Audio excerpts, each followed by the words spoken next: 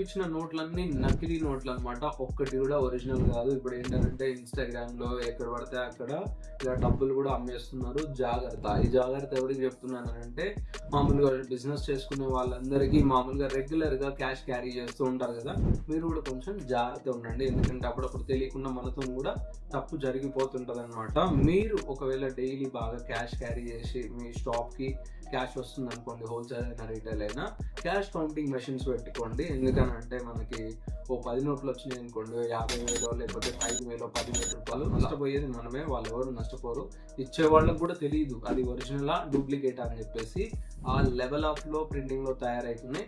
కొంచెం జాగ్రత్త. మీ ఫ్రెండ్స్ అయినా మీ ఫ్యామిలీ మెంబర్స్లో ఎవరైనా సరే బిజినెస్ చేస్తారు కదా, వాళ్ళకి దీన్ని ఇప్పుడే షేర్ చేయండి. Thank you so much.